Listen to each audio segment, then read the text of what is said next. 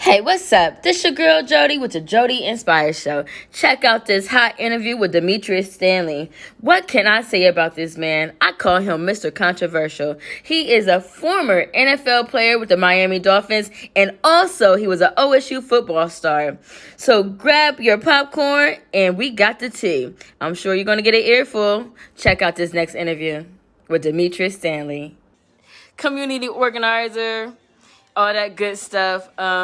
We are about to have a hot interview with Dimitrious Stanley. Everyone knows who Dimitrious Stanley is. He is a former OSU football star. I'm supposed to be interviewing him at 6. He actually just got finished calling me. I didn't want to stop the video. Let me see. Hopefully he sees that I'm on here. And he'll get on with me. Let me see. Okay, so Dimitrious, when you get on here with me, let me know that you're here so I can see that you're in here. Or you can send me a request like you did earlier. And then I'll bring you in. Sheesh. I'm excited. This should be really fun. Dimitrious is, he definitely always has something to, oh, he's here. He's here. Hold on one second.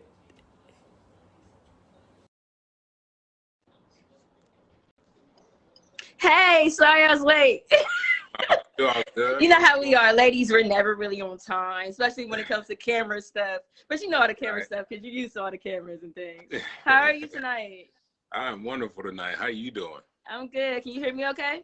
I can hear you perfect. All right, sounds good. Okay, so everyone already knows you, but please, and oh, also, before we get started, can you share this video to your page so people know that you're on here with me? You know, I don't know how to do any of this, so you. Okay, so what you do, I think one of these icons at the bottom, see, you can share. Okay, I think it's right there with the person with the little arrow thingy. I think that might be a share. Hold on. I'm not seeing that. You don't see one with an arrow at the bottom? It's like a little, it's like. Oh, yeah, I got it. Yeah. You hit that button and share it to your page so everyone sees it. Because it wouldn't let me, what took me so long, I was trying to tag you, but you must have like the privacy thing to where people can't tag you. So I was having a hard time trying to tag you. So, but you found me. All right. So, are you good? I'm good. All right, good. All right. So everyone already knows you, but please introduce yourself. Tell us a little bit about, about your little OSU and what you had going on, and give us a little summary about that, and then we can take it from there. No, Dimitrious Stanley, of course. I've been in Columbus for 35 years or so, and I love this community. I love everybody in it, and I want everybody to thrive, and we have to figure out how we get everybody moving in the right direction, because as a nation, as a city, it doesn't, if one group is moving, that doesn't mean anything. We got to all figure out how to get in sync and move in the same direction, because at the end of the day, I don't care what you say, black, white, yellow, orange, if it go down, it's going to be all of us standing right next to each other. Right next to each other. And we got to be able to, put it together, because our strength, it's unfortunate that it's fortunate our strength is in our diversity. But at the same time, it can be a weakness. And right now, we're allowing it to be a weakness, and we shouldn't. So that's kind of where I come from. That's my mindset. Of course, I played at Ohio State back in the 90s, did my thing, went to the Miami Dolphins, came back home, struggled, staying in my mom's basement at the age of 27, trying to figure it all out again. Went through it, got depressed, came back. And I made it through it. Life has not always been rosy for me. And I know what it's like to struggle. I know what it's like to be on top and then be at the bottom.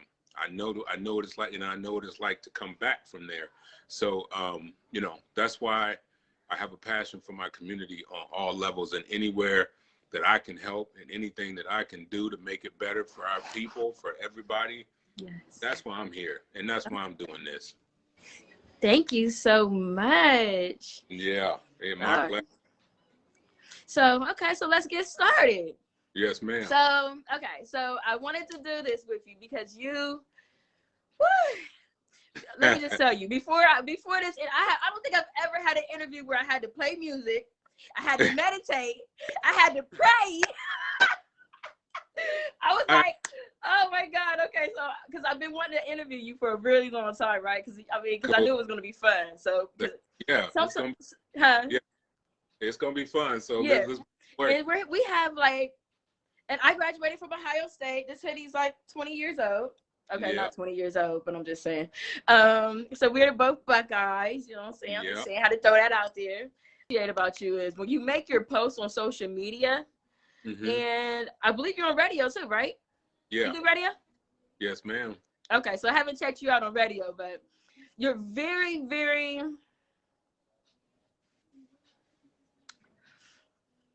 what word you think I'm trying to say? Controversial. Okay, I know you that's a good one. Yeah, I know you like that. And you don't hold no punches. You say what you feel. You stand your ground. Right. And you say what you say, and you stick with it. And I appreciate that about you. And me and you don't always see eye to eye, hardly ever, but I do appreciate, your feedback and everything else. And let's go. Let's do it. And all of my feedback, here's the thing, all of my feedback comes from the heart, right? Yes. It comes from trying to understand why we continue to do the same things over and over, decade after decade, and then expect something to change. And it just confuses me. And I get the, oh, well, you're not from the hood, you don't live here, so you don't understand. Well, I'm here to tell you, your neighbor is not going to be able to get you out of your situation, or they will be out of that situation. So when people say, oh, you're not black enough, or you a sellout, I might be the one that can get you that opportunity to help your neighbor, right? This is where I don't understand the whole philosophy of, oh, you're not black enough, or this and that. Like, that doesn't make sense to me, because I don't live on the color of my skin. I live on my character. I live on my personality. I live on what I can do for other people, right? Yes. And for me to live on the color, like the color of my skin, that's a very shallow existence. And how does that make you feel when you get like statements like that? Like, how does that make you feel as a black man? It doesn't make me feel anyway, because at the end of the day, if you are judging me by my skin color, your opinion of me doesn't matter, right? So when someone tells me, oh, you're not black enough, what does that mean? What does it mean to be not black enough? You know what I'm saying? That doesn't make sense to me. And so I don't understand do I have to act a certain way to be black? I thought my skin color is what made me black, but it's this whole go around thing. And so for me, it's not about you being black. It's not about you being white. It's about you being a human being. And what can I do in my life to help you progress? And when I keep seeing people that look like me continue to do the same thing over and over, decade after decade and decade in, decade out, you keep saying the same stuff, but the same result keeps happening. Something's got to change. Yes. One of the biggest things I would say is, don't ever discount someone because they live in the suburb. Okay. Don't ever discount someone because you don't know what they went through before that, right? Right. You don't understand what they went through. I went through hell to get to where I'm at. I went to the bottom and I was at the top, right? So when people say that to me, it's like they don't even know what I went through. They don't know that, I went to a school like Worthington. And it kills me that these kids that went to these majority black schools think they dealt with racism more than I did at a pretty much all white school. It blows my mind, right? But that seems to be the thought process. But I don't let the whole race thing get to me, because race is a game. Race is a game for people to manipulate us and move us in certain directions, right? So that's why I don't let, when someone talks about the color of my skin, I don't let it move me. And when you have something that's yours, like, someone can move you by judging you by your skin color, you're easily manipulated. You're easily movable. I can get you in your emotions just because I say something about your skin. You get out of your thought process, right? And now whoever got you out of your thought process by using what they can see, everybody can see your skin color. Well, now they control you. And until we understand race is a game, we're going to be in the same situation day over and over, decade after decade. You know what I'm saying? And that's literally what it's been doing. So I see it. And no, I don't live in the hood. I don't. But I worked very hard to come. When I tell you, depressed, living in my mama's basement at 27 years old, I had to come up from that. We weren't the wealthiest family, and I grew up around a bunch of rich people. We weren't near what they were, but we made things work, right? You know, so I understand what a lot of people are going through. And then when people try to discount it, it shows me that ignorance exists in all shapes, colors, sizes. It don't matter, right? And to me, to discount someone like that, that's just ignorance. Okay, so you play sports, right? And you've been to the NFL, right? Yeah. So I'm sure you've seen all the violence. Yeah. They're mostly African American. That's been in homicides here in Columbus, Ohio, and most of the shootings are African American. Right. And I hear a lot of people say that, well, let's get them involved in sports. But I don't know, like, if the young men know just how much work and dedication and sacrifice it takes to play football, to go to the NFL. And then also, I wanted to touch on, like, all young men of color don't like sports, or they're not good at sports. So what do we do with the young men that they're not interested in sports? Like, how do we reach them? There's another dilemma that I see, right? And yes, I'm a former athlete, and I just love politics. It's my passion, right? Yeah. And it's my passion because I know that you can help and change people's lives, right? Some people see it as a manipulative power. I see it as a way of change. And so and I think, who was it? Malcolm X said it. You ever notice when they put celebrities up for Black people, it's always a football player, it's always a dancer, it's always a singer, it's always an entertainer. Other groups, they're putting up lawyers, doctors, professors, right? That's the game. That's the game that we have to understand is being played with us. Because at the end of the day, if you can get a whole generation of Black children trying to be rappers and hip hop stars, that's a small way of living, right? That's a small group of people. Yeah, it is. So you get them chasing that dream and don't give them anybody else to look at, a lot of them are gonna fail, and a lot of them are gonna go where? To the streets. And a lot of them end up doing what? Selling drugs. And then a lot of them go end up shooting and killing and going to prison. That's the game. And we have to get out of that game and let that cycle go. And yeah, I love LeBron James's skills, but always promoting him to give political messages and societal messages. Yeah, it looks good. He has a lot of people listening, but all it still says to our children, you can be this. And then you get Jay-Z or Beyonce to give messages. It's the same message, right? That's why we're going where we're going. And then you look at the message in music now, right? They've changed the culture. Yes. It's not about, drugs and kicking it and all drinking, all this. What happened to keep your head up? Tupac, they don't do that stuff anymore. It's the culture game that's been played with us, and we got to stop letting that happen. And that's from where my vantage point is. That's the game I see. That's culture war, and that's happening against us. And the other part, which you may not like, and I know a lot of your people that follow you, they are Democratic, and there are good Democratic people, and there's good Republican people. But you have to realize that when 93% of your vote goes the same direction every year, now I don't have to work for you. I know I'm gonna get your vote, right? So when you do that, you're isolating yourself in your whole life, and now you're in blinders, and they got you wherever they want you to go. And then if something happened, they say, look, white guy shot black guy. And then we go out to the street. Cycle. Whoa, slow down. Pump your brakes. Wait a minute. Okay, go ahead.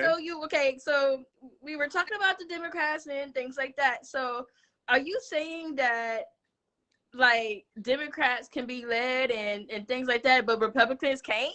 No, everybody can be. Everybody can be. But Continue. 93% of the vote, the black vote, every year goes to the Democrats. Oh, goes to the Democrats. So why would they work and do things, right? They don't have to. They already got you solidified as their base. So when did you decide to be a Republican? When I found out the Democratic Party started the KKK many, many years ago. When did you find that out? Oh, what age? 14, 15, somewhere around there. I'm telling you, I've been in I'll tell you, it was 1988, and this is when I got interested in politics.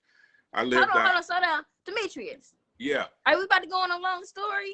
No, I'm just about to say. Okay, go ahead. So 1988. And I'll never forget it. We were living on the West Side, and my parents told me to come downstairs, and it was Ronald Reagan speaking. Right, it was that moment when he said, "Gorbachev, take down that wall, the East Berlin, and all that." And that's when I got in politics, and that was 1988.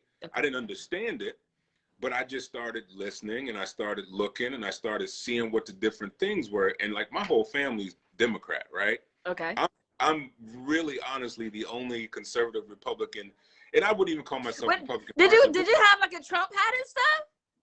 No, I don't do all that. I'm not that kind. I don't get into stuff like that. I don't put other men's names on, like I don't wear sports jerseys with men's names on my back. I don't do stuff like that. You don't do what I said? Oh, okay. No, I don't do that. But so that's when I became a conservative in my mind. And I was a Republican, but the Republican Party don't exist anymore.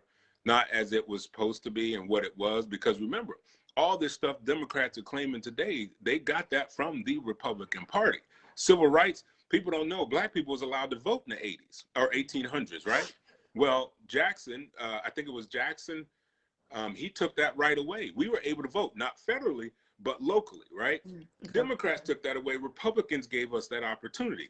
And so, it just a lot of stuff that I learned in my past that made me say, okay, what do you want to be? What do you like? What do you enjoy? And that's kind of how I went the direction I went. And then the final factor for me was, because we always talk about the environment of racism, right? Okay. And we always talk about how the color of our skin has become this like bad thing. Black skin equals violent, bad, and, drug dealer. And well, that environment started back in the a long time ago, but a certain group created that environment because they wanted to keep us down. So I learned all this stuff in history, and that's why I just went the direction that I went and why I am where I am today. Okay. So as far as like the homicides and the killings and the violence in the black community, or I don't even think we even have a community, a black community, but it's right. Black lives. Considering, right. What do we? I mean, I understand everything that you're saying, but what are we, as far as the program, what do we go up against the record labels? Do we go for YouTubes, or what do we do? Well, one, the biggest thing that I can't stand, and I know a lot of people are going to be mad when I say this, but we need to stop this pushing everybody to go to college, right? Okay. Because everybody is built, like if I didn't play sports, I probably wouldn't have went to college. Okay. So when you push this on kids, and then it's like, okay, I'm looked down on because I don't want to go to college. Well, so why should I go to school, right? So you're pushing a lot of kids that feel left out because they don't want to go to college. And so what we should do, they got all these trade schools that are away from their school. What we should do is put, where kids can learn how to build. Demetrius, well, slow down. Yeah. I remember trade schools and things like that back in the day, but I don't think we have those in the city anymore, do we? In Columbus? No, not accessible for everybody. And I think that's a big problem. Why? Because if I don't want to go to college, teach me how to work with my hands. Do you know there's a shortage in this country of people knowing how to work with their hands? And, you can make coming out of high school. There's a company down in Grandview, and they're the pipe fitters group. And they asked me years ago to help them recruit, because you can come out of high school making $60,000 a year learning how to work with your hands, electricity and pipes, right? And they should have that in our school, so it's another option versus going to college. Because when you're pushing it and you make kids feel like outcasts, because it's like, oh, you ain't going to college, whatever. Why would I want to go to school? So I go do something else, and that probably go to the streets, and I can sell drugs and do my own business there. But we need to bring all of that back in that school where they're with their friends. They don't have to leave and go out to some other location to do this. They can stay with their friends. Everybody sees it, and we make that a thing. Because working with your hands, man, you could make a lot of good money, and we need to push that more often, and we don't. And I think that's a large part of it, of why our kids are not doing what they wanted or what we think they should do in school, right? And so that's a big piece that I see. Okay. Well, you know, I've noticed that, like, even like the way things are right now, the parents, you know, as you know, our generation and younger, right, it was like babies having babies. Right. So it's like these babies don't even know the basics anymore. Like I don't know what's going on, if people's just busy on their phones or if they're partying and kicking it. I don't know what's going on, but these babies are being left behind. And I'm trying to figure out, how do we reach the parents? Because the parents are a part of the problem. The parents are a major part of the problem. But unfortunately, I'm going to say this, and it's probably going to sound terrible, but it is what it is. There's a term out there called lost generations. And I feel like there's a generation that from like the late 80s going through the 90s, that we lost a generation. One, because of drugs and people on welfare. Because like, for instance, here's one I'm gonna give you that I can't stand. And this is one thing, if I ever was in the position, I would get rid of. So you realize for a woman to get on welfare, that they cannot have a contributing male in the home? Yes, I know that. Okay. So you trying to tell me welfare is to help us, to help our families, to help our people, but you won't let a male figure be in the home when you give that's holding you down. Then it's, if you make one more dollar, right, you get taken completely off welfare. It's not an incremental as time as you grow to take you off. It just takes you off. So you don't really. Well, I have 1 second before hold that thought. I just got a story the other day that the one of the kids in the house got a little job, like, you know, like when they're getting ready to go to college, a little job making pennies so they can go to college. They took the person off of welfare. Yep. And that you tell me that's to help us? That's to help us prosper and grow? No. And then the other side is, they say, well, we will, if you make too much money, we'll take you off. If you have a male figure, and we'll take you off. But if you have more kids, we'll give you more. Right? That's a cycle. That's a cycle. It's a cycle of oppression that people aren't really catching on to, because they're so in the mix of, well, they're giving us this and it's helping us. No, that's a boot. That's a boot. And those rules and regulations should go away. It should be, okay, if you start making money, we'll incrementally take you off of welfare till you get to the point where you can stand alone. You absolutely should have if I wanted to help you truly in life, I'm going to allow you to have a male figure, and let you still be, so you both can come together, create a family unit, right? Yes. And I'm not going to reward you to have more kids, because that's going to suppress you from being able to do anything, because childcare is expensive. I was just about to say that. Right. And then you trying to take care of, the more kids you have, all of that is under the guise of wanting to help you, but that's a boot. That's keeping you down. And that's the type of stuff I see that they've done to us in the Black community that is damaging. And that is why men are majority going to prison, because a lady in your life is important, right?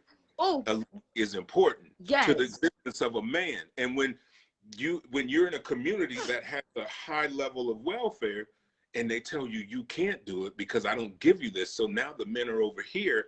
So what are the men gonna do without, like, for instance? Wait, hold on. Can I ask something? I gotta ask you something. Hold that thought. What you thinking about? Go ahead. Yep. What about how the men, when they don't pay child support, they take their license away, they throw them in jail? Like, how do you feel about that? How are you gonna ever get to the point where you can do that? You can't. That's why they're gonna put you in prison. That's what they're trying to do with it. That's what it does. This is the cycle. This is why when y'all say don't get somebody from the outside to help, because the picture from the outside looking in is not a good picture for me, right? Because I care. I love my people. I love all people, but I love my people, and I hate to see people struggle. But it's a cycle, and there's people that are in power that keeps us in this cycle, and they keep us in this cycle under the guise of, oh, we're trying to lift you up and help you. No, you're not. You're keeping me down by telling me you always give me stuff. That's not helping me. Show me how to fish. Don't keep giving me, right? And That's so right. that's the That's cycle right. and some people just, they don't see it because they're on the inside, right? Right. And so that's where I'm at. There is policies that are really heavy in our communities. Like a lot of Black people don't know, since 1930s, the Black community has been run under socialist policies. And socialist policies, it stifles creation. It makes you unoriginal. It makes you it puts you in this collective group where you're all living the same, and no one really gets up and be able to pull your neighbor up and pull the next neighbor up. It's this whole thing where it's like, collectively, we're going to keep you all here. And those type of policies in the Black community, I think, are very destructive. That's just how I feel, and that's how I see it. Because you go to every, like, for instance, gentrification. That's a big problem in the Black community. Well, who is in power in the Black communities to make these rules and regulations, right? So make sure the people that are offering you the solution aren't the people causing the problem. And that's one thing that I see. That's just me. Okay. So since we're talking about solutions and problems and things like that, we have a huge, as far as the Black community, we have a huge problem with community and police relations. How do we fix that? That's great that you asked, because I just took it upon myself to be on the advisory board of the Franklin County Sheriffs. Okay. And I'm going in with nothing invested over here, nothing invested over here. I'm going in the middle, right? Okay. And I'm trying to get an understanding of, when we see a cop shoot a Black man in the back, like, what's the thought process behind that? How does that happen? And then, understanding where we as a Black community are coming from. Because I tell them, see, when the cops come to our communities, they're coming for that moment, that event, and that warrant, right? But when you tell them, police in this country was a tool of slavery. So when a Black person sees you at their door, there's a whole lot of emotions. This is a generational thing. So you understand that you were a part of a tool of slavery, and to squelch rebellions and stuff like that. And it just kind of come. So they have to come in with an understanding of history. And then we have to come in with the understanding of, they're coming for that moment, for that warrant, and for that issue, but they're not considering all the other stuff. And I know a lot of people say that's tough to do. Okay, well, it might be tough to do, but that's something you're going to need to do in order for us to come together. And then another thing I was thinking about. Can you hold the thought? Can I ask you a question? Yep. Have you ever experienced discrimination or racism or anything, law enforcement? Absolutely. I have. I mean, I got pulled. I've had nice cars, in my life, and I got pulled over. First question they asked, "Is this your car?" So yeah, it's my car. Wow. Why is the first question they asked me, right? I got pulled over in Circleville just because, I guess, being Black, and dogs came and everything, right? They brought dogs to search my car. I had nothing in my car. Wow. I've been through all that. I've been called an N-word by people. I've been through all that, but I don't let that get to me, because I know, here's me. Words are only powerful. Only as powerful. When you act on them. Yep. Right? You're like, if you call me the N-word and I act on it, I just gave you all the power. Yep. Now you can make me look like the animal, right? But so I don't let words. I know words only get their power in the way I react to them. Right. So that's why we have to get around letting certain things pull us out of ourselves, and stay within ourselves, and understand, if I do this, I'm going to look like the animal, because all this person did was say a word, even though that word was powerful. And then they're going to use the visual of us being the animal. So then the public's like, see, those Black people, they're violent. That's just what the cycle is. And we have to get away from allowing people to pull us out of ourselves because of a color, because of a skin, something that's so shallow, right? Our skin is shallow. Our spirit, our belief in God is who we are. Stop letting people pull us out of ourselves just because of the color of our skin. That's right. And we've taught that to our kids. Now they'll fight on the drop of a dime. And then you got kids dying.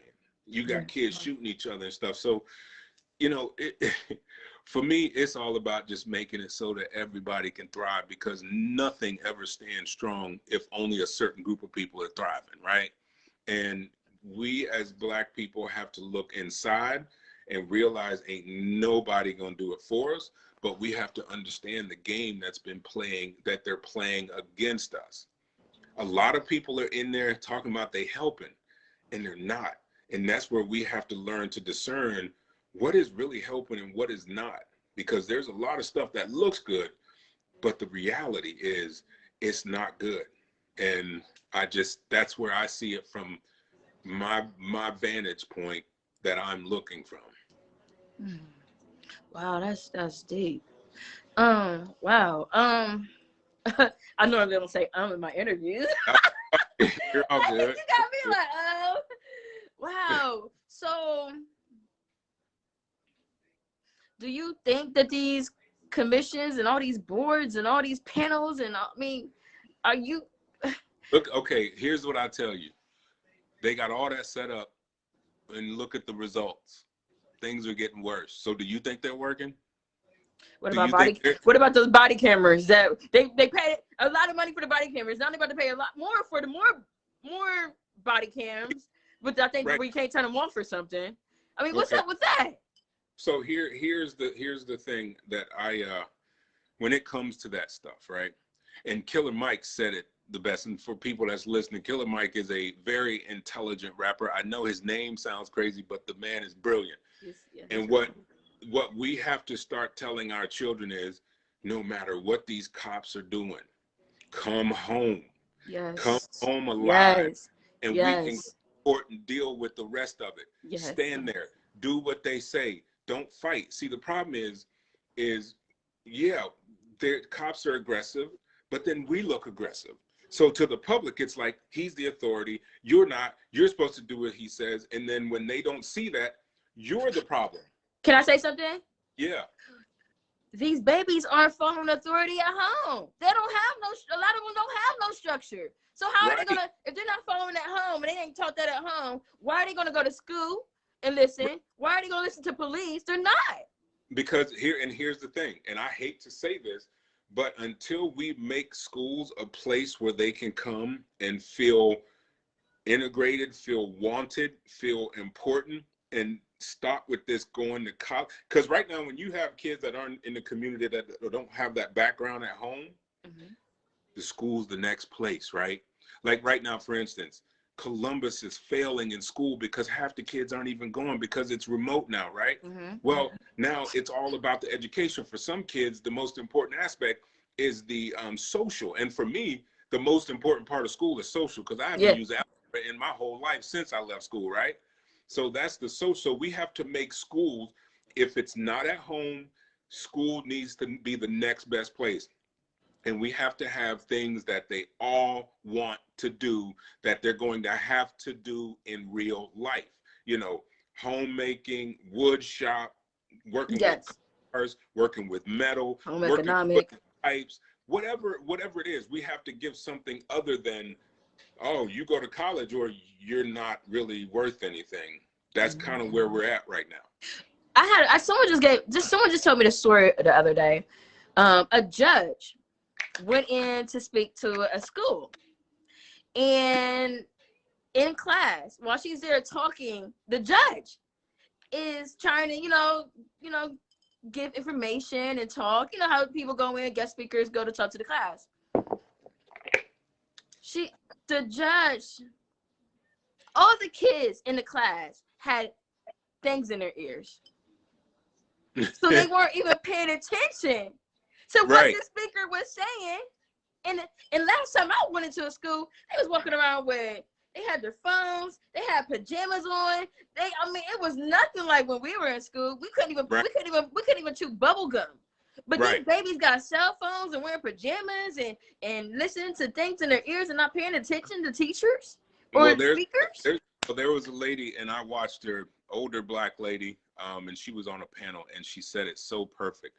She said the the principals scared of the school board, and the school board scared of the parents, and but the kids ain't scared of nobody. The kids ain't scared of nobody. That's all that. So and I'm sorry, but with children, they have to have a little bit of fear of authority.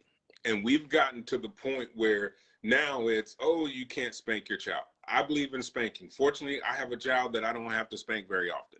But I do believe in that because humans are run off of two things, emotional and physical. And sometimes emotional doesn't work with some people, right? Like for me, I can stare at my child. That works, right? But some people's kids, that don't work. So they need to be, something needs to happen physically. Don't harm them, but let them know by a spank or a paddle. Because back when I was in school, you went to the principal's office and they paddled you. Yes. That kept you in line back then. So we don't have anything. We're all trying to handle these kids emotionally. Kids aren't emotionally mature enough to even understand what we're trying to do as adults, right? How are you going to communicate with a 15-year-old as a 40-something-year-old emotionally? You can't. But what you can do is say, you're going to get a spanking, you're going to get something that's physical if you don't straighten up, because this is where we're at. And so can I ask something? Yep. So I just asked a police officer the other day. I said, look, I want to squash this. I don't know what it's called. Like this, I want to call it a rumor. It's not a rumor. A popular belief. Okay, does that make sense? Okay. Yeah. That you can't spank your children. That's not true. The officer said you're allowed to spank your children. You're allowed to discipline your child. But everyone thinks that they're not allowed to spank their children. Because they've spread that rumor of children's services, right? Children's services is going to come take your kids. So, you know, that's where a lot of people are scared to discipline their children. But I'm a firm believer. If my dad didn't spank my butt, I might not be what I am today, right? You know, because I never forget. You look like you were a bad child. I did some stuff. And I tell you, my dad, I'll never forget it. I was 13 years old, and I don't even remember what I did, but I know it was wrong. And my dad spanked my butt, and from that day forward, I said, I ain't never doing that again.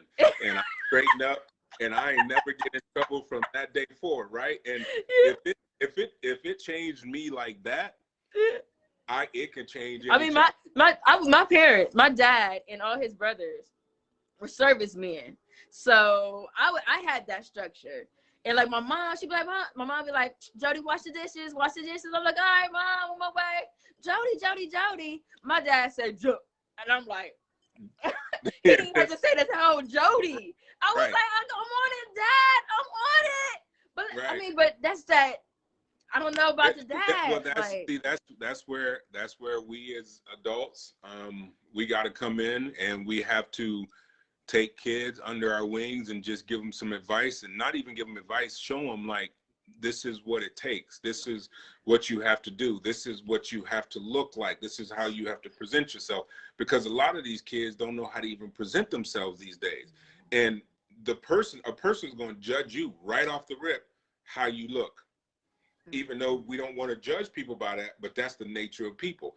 What kind of, like for me, when I meet people, I like to notice their shoes and their watches. Right? Really? Yeah, it tells me a lot about people, right? And they say, you know, a watch. Their watch? Really, Dimitrious, their watch. Oh yeah, watches tell you a lot about. Break that down for us, because I'm pretty sure we're a little all curious right now. Well, here's the thing. So you have somebody, you know, like Bill Gates. He'll wear on an everyday basis a basic Seiko watch, right? But he got billions of dollars. Yeah. But then you see the cat that's got, you know, maybe $1,000. He got a $3,000 watch on, right? You know, real wealthy people, they don't show what they got. They don't. They don't wear their worth. Is that how they say it? They don't wear it. They don't wear it. And so when you look at watches, is it a small face with a little small leather band, or is it a big gaudy one? I tell a lot about a person's personality, you know, because the most unassuming person, it's like this little small watch, and then it has like a little band around their wrist, but it's Are but you serious? oh yeah, it tells you. And But you know something, now that you just said that how you look at watches, I would have, like, because when I went to Ohio State, I noticed that the white kids had beat up tennis shoes on. They had torn up shirts. They didn't look like much of anything. Okay, it looked like they didn't have any money, or just, you know, they were just basic. Right. The African American, the black kids, they was wearing the A racks. Some of them was taking their refund check, and I mean, they looked like they had just walked off the studio, the video set. So right. I've always, like, okay, and then I noticed that the ones that had like the beat up tennis shoes on and their clothes, they had very nice rides, and they, you know, and things. I'm just like, wow, like, even rides, I don't think that's not an asset, but it's just the fact that they looked a certain kind of way, but they were, you know, they had money. But the ones that had, you know, was dressed like they had just walked off the video set was like, you know, wasn't. So okay, so with that being said, so I stopped wearing it, you know, stopped putting all the effort that I used to put in when I was in high school and middle school, because I used to keep my stuff looking fresh. And so now that you said that, I feel like, dang, somebody's looking at my beat up tennis shoes now. You're judging me for my tennis shoes? Yeah. Like, yeah. Are you serious? Right.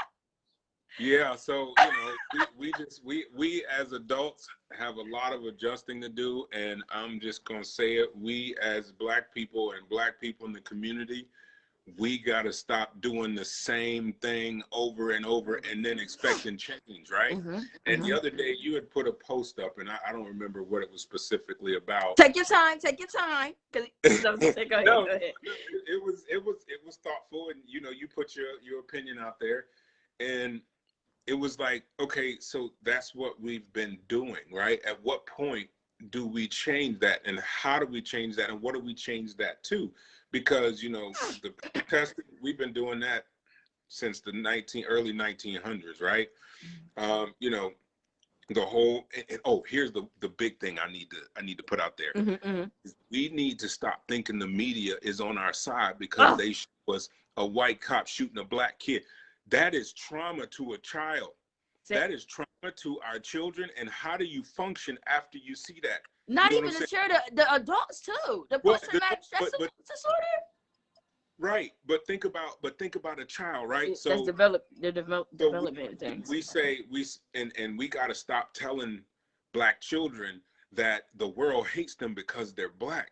That's damaging. That is very damaging. And then when you tell them that, they go out and see somebody shoot a black man, and the media post it everywhere. That's trauma.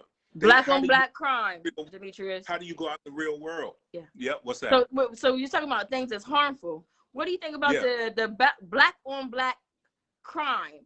That I don't know what to call it. Is it a label, a title? Okay. So if somebody, how do you describe it to say, how do we fix it? What would you say? I would say the crime in the community. I would say black people killing mostly black people. I cannot. That black on black crime is like, it feels like it's programming. You know how you just said how you hear certain things? That's the same thing. Right. Black on black crime is saying it's programming them. But how do you fix something if you can't name it? Why does everything have to have a name? Because you have to identify issues first in order to fix the issue. Can't we identify it without giving it a name? No, you have to name things in life. That's the first step to, like, what do they say when you have an issue? They say what? Admitting it is the first step to recovery, right? We have to be okay with naming our issues. That is the first step. And that's why I keep telling you. So that, I think that might have been it actually, when you were like, oh no, it's not black. Well, guess what? We had history made last year in this city of black people killing black people.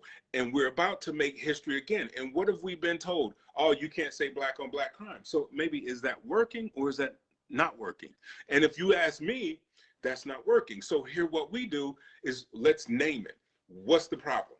What's our issue? Not like the world, not like the city, but what's our problem? Okay, name it, put it on the list. And then we go down and say, okay, how do you solve it? So in my book, you have to name things in order to change things. Because if you can't identify it, you don't know what it is, and you're fighting ghosts. You out here punching and fighting ghosts. So you got to name it. And I know a lot of Black people don't like it. I know, as a matter of fact, I know that for a fact because I hear it and I say it. But in my life, I have learned, name it. What is it? What's the problem? Because everything we do in life, what do? We say, oh, diabetes in the Black community. Oh, we got Michael Jordans. Oh, we wear Gucci, right? We name stuff. Why can't we name that? I don't see any, and they say it's harmful. It's more harmful not to identify it and to fix it than it is to name it. And that's when someone said that to me and said, that's harmful. How is that harmful? And who is it harmful to? Because we're not solving the problem. So maybe the problem is us not actually labeling what our issue is. So that's how I feel about it. That's just my thought process. And that's how I feel about it. But you know something? I mean, because me and you, we had some words about that.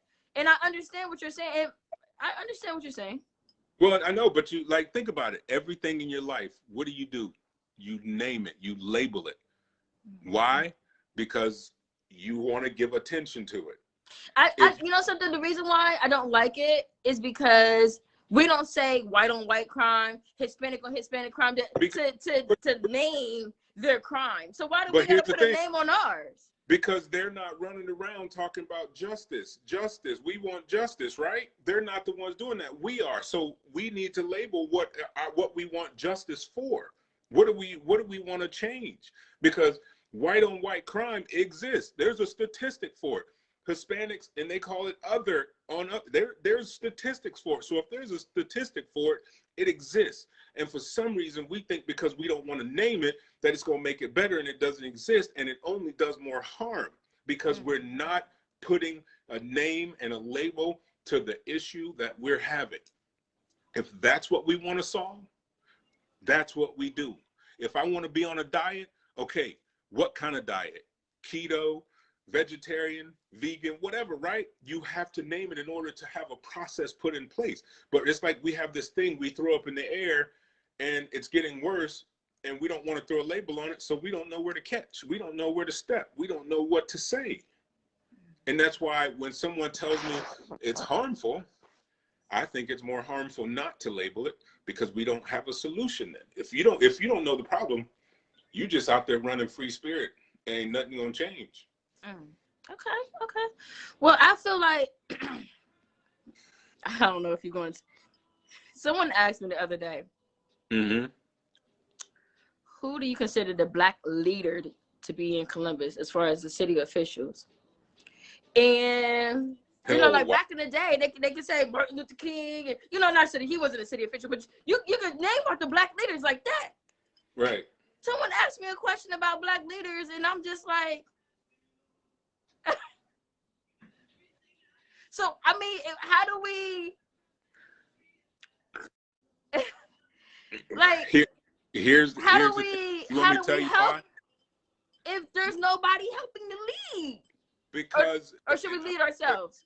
I'm going to tell you this, and it's going to make a lot of Black folks mad, but it is what it is. You want me to tell you why it's hard to find a leader? Because leaders stand out.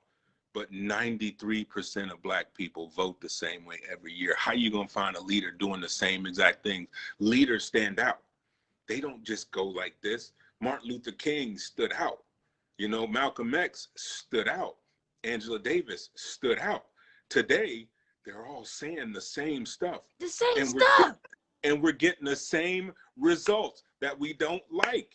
It doesn't make sense. So that's why you can't name a leader, because now, 93, listen to the number I'm telling you, 93% of Black people vote one way every year.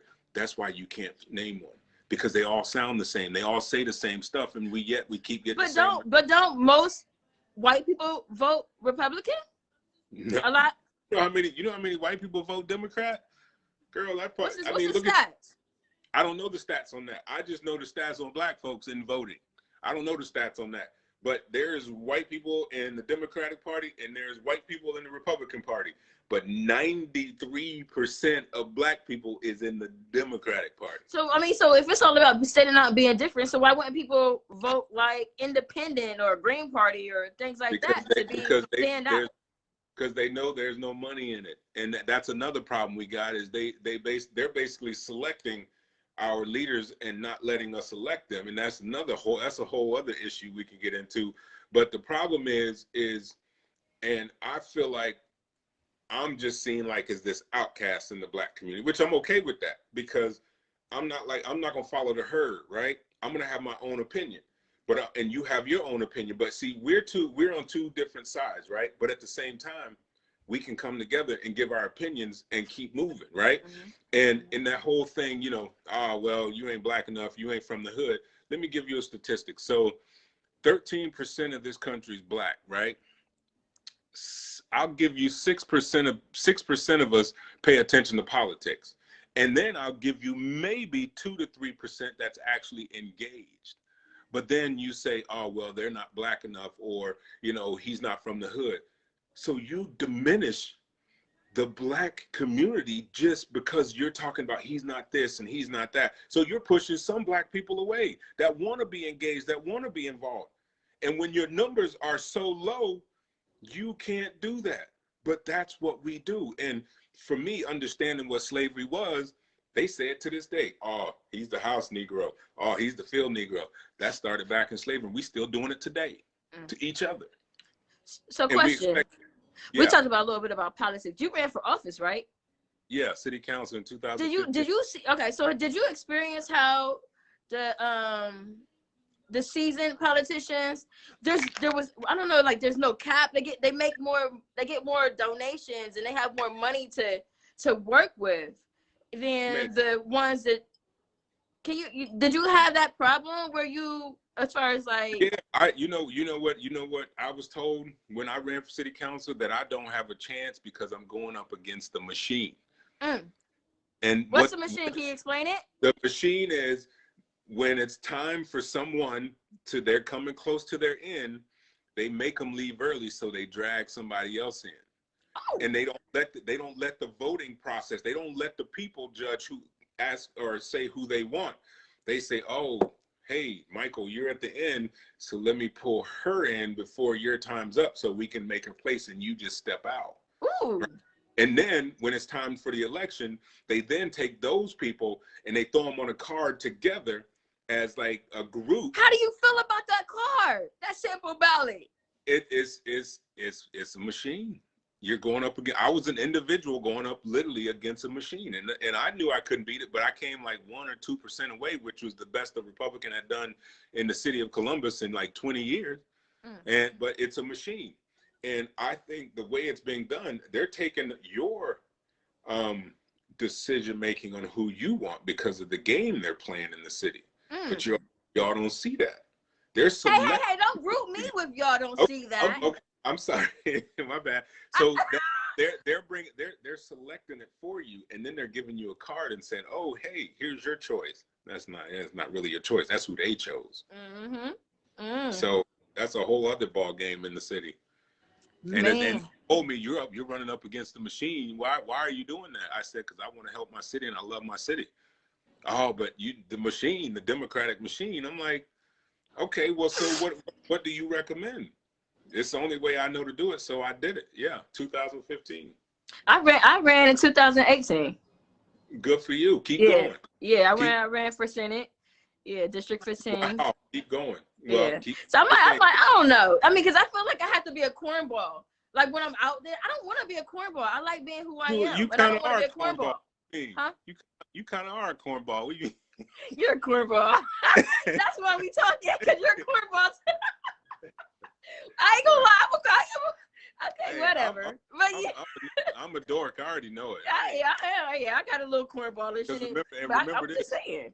Remember this. Nerds run the world. Yeah. Yeah. I see you got your glasses on. You make me want to go get mine. Well, girl, I want to go get my glasses. Well, I gotta get off here. You were still searching for that icon at the bottom with your glasses on earlier. So. I was. I didn't care. All right, I gotta get off here. My family's waiting on me, but this was great. Hopefully we can do it again sometime. And just remember this. I ask you this. Stop telling black people because they're not either, you don't think they're black enough or they're not from the hood. I've never said that. I'm not I saying, said suburbs. Not saying you. It's not saying you, but you did make that comment. Don't ever discount what's out there. Right. Because there are people like me that care from the bottom of my heart for all people. And I want to see our people do well and get out of it so we can all move together. Because that's what makes us the strongest. I did have one question for you before you go. Yeah. What's that? I wanted one last thing. The no snitch in our community. Mm-hmm. How do you feel about that? How do I feel about that? The no snitch. For me personally, that's a tough one because the state in which we are in the black community, a lot of things are going wrong. And for me, if you're not in the crime world, you're not a snitch. If you're in the crime world and you tell, that's a snitch. So you have to decide which is which. And when the crime world, I'm never going to ask a dude in the crime world to tell on another dude in the crime world and they're doing crime together. Right. I'm never going to say that. But as for a citizen that wants to live just a quiet life and live with their family and, thrive every day, that ain't snitching. That's protecting your family. Okay. That's what I say. All right. Well, we're going to end with that. I want to thank everyone. I'm sorry, guys, we didn't get to y'all's comments, but maybe we can do this again, me and Dimitrious. And I appreciate you guys tuning in with us. Is there any last words that you want to close out with and leave the people with? Just, yes, take care of each other, because I'm going to tell you right now, if and when it goes down, it's going to be Americans that's going to have to stand next to each other, because you standing alone, black, Hispanic, white, in a country like this, in a beautiful country like this, not going to work. We got to figure out how to put it together and stop acting like everybody's a racist because of this one person over here and everybody's a racist because of this. That's not how it works. Not everybody's a racist. We got to come together. Black, white, Hispanic, Asian, whatever it is, we got to bring it together, because that's what America is. That's the foundation of our nation. And when the foundation of your nation is gone, you're gone as a nation. Preach, my brother. It's that simple. Okay, it is that simple. Yeah. All right. Mr. Controversial, right, he said what he said. All right, dear. Well, you have a good night. All right, night. until next time, thank you so much for joining us. Thank you. Have a good night. You too.